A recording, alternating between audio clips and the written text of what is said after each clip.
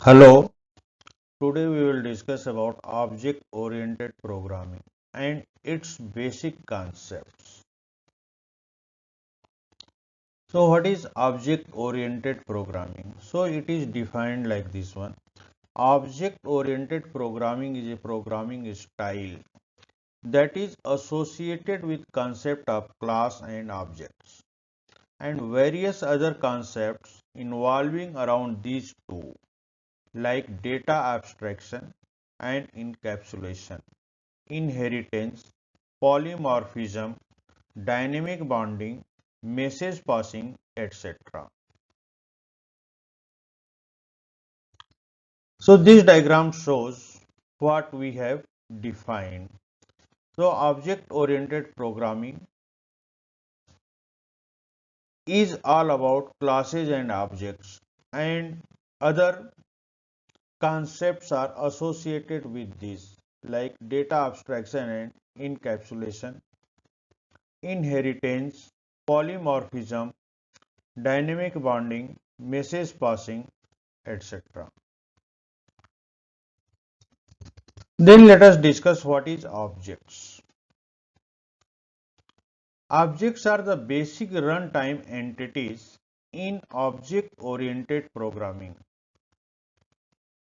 It may represent a person, a place, a bank account, a table of data, or any item that program has to handle. They may also represent user-defined data such as vectors, time, and lists. Programming problem is analyzed in terms of objects and the nature of communication between them. Program objects should be chosen such that they match closely with the real world objects. Objects take up space in memory and have an associated address like a record in Pascal or a structure in C. When a program is executed, the objects interact by sending messages to each other. For example, if customer and account are two objects in a program, then the customer objects may send a message to account object requesting for the bank balance. Each object contains data and code to manipulate the data. Objects can interact without having to know each other data or code. It is sufficient to note the type of the message. It is sufficient to know the type of message accepted and the type of response returned by the objects. Following diagram shows representation of an object. So object name is student. Data in this object is name, roll number, marks, and function also called method associated with this object is total, average, and display. Now let us consider class. What is class? A class is a blueprint for creating objects, a particular data structure, providing initial values for each state, also called member variables or attributes, and implementations of behavior called member function or methods. It is similar to the structure in C language, but it also contains function in it. So this diagram shows the class and corresponding to objects. So class defines a basic structure and objects are the variables of the class that has some values. Object 1 has data as its name, ROM, roll number 112, result 84, and what exam is passed by student, that is HSC. Similarly, object 2 has name Sham, roll number 102, result 59 and exam name is HSSC. Once a class has been defined, any number of objects belonging to that class can be created. Each object is associated with the data of type class which they have created. A class is thus a collection of objects of similar type. Now let us discuss about its basic concept, data abstraction and encapsulation. So what do you mean by data abstraction and encapsulation of object oriented programming? The wrapping up of data and function into a single unit called class is known as encapsulation. Data encapsulation is the most striking feature of a class. The data is not accessible to the outside world, and only those functions which are wrapped in the class can access it. This insulation of data from direct access by the program is called data hiding or information hiding. Abstraction refers to the act of representing essential features without including the background details of explanations. Classes use the concept of abstraction and are defined as a list of abstraction attributes such as size, weight, and cost, and functions to operate on these attributes. They encapsulate all the essential properties of the objects that are to be created. The attributes are sometimes called data members because they hold information. The functions that operate on these data are sometimes called methods or member functions. Since the classes use the concept of data abstraction, they are known as abstract data type. Second concept of object-oriented programming is inheritance. So what do you mean by inheritance? Inheritance is a property of OOP, object-oriented programming, of acquiring the features of behavior of a class by another class. The class which is inherited is called the base class, and the class which inherits is called the derived class.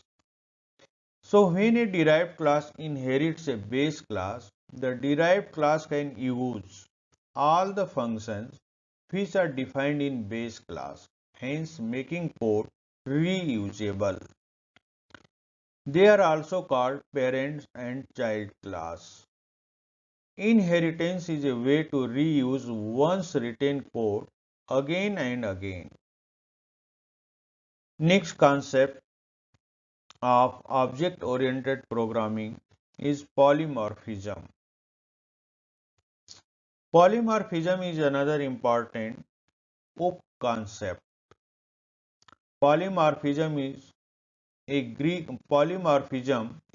word, Greek term means ability to take more than one form. An operator may exhibit different behavior in different instances. The behavior depends upon the type of data used in the operation. For example, consider the operation of addition. For two numbers, the operation will be to generate a sum. If the operands are strings, then the operation would produce a third string by concatenation. The process of making an operator to exhibit different behavior in different instances is known as operator overloading.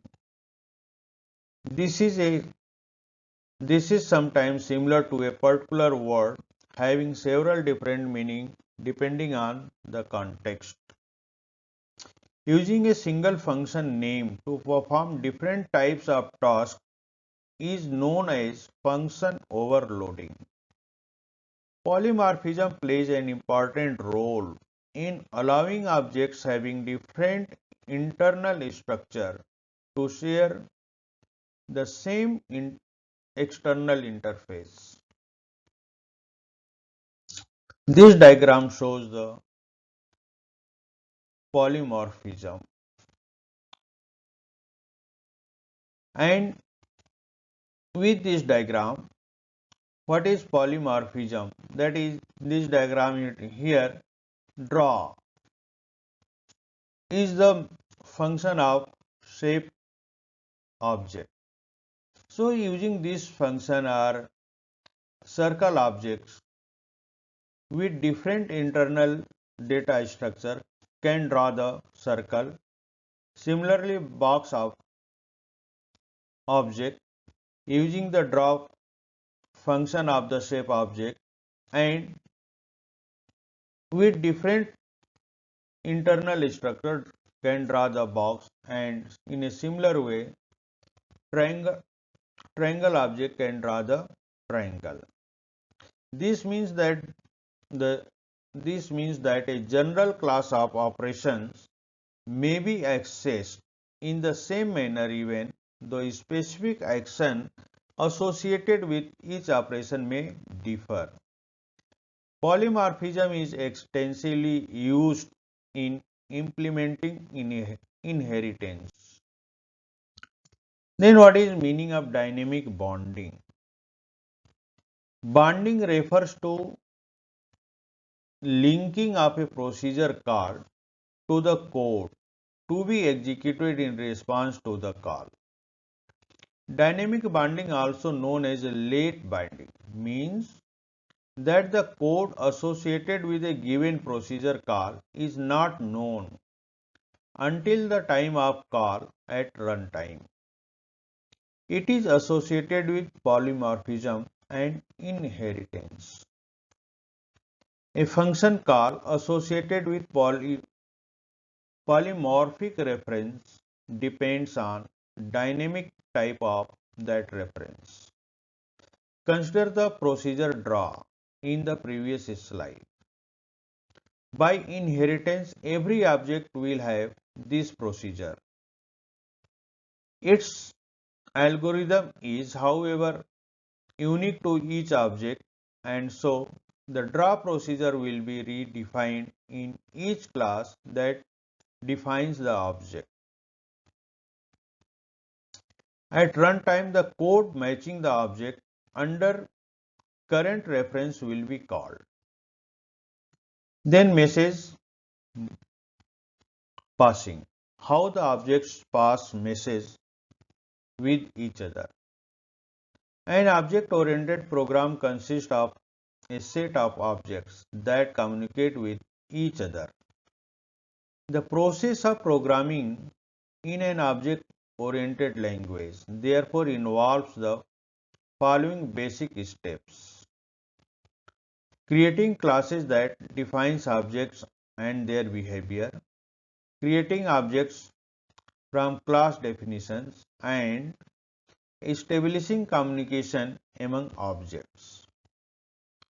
Objects communicate with one another by sending and receiving information much the same way as people pass messages to one another. The concept of message passing makes it easier to talk about building systems that directly model or simulate their real world counterparts.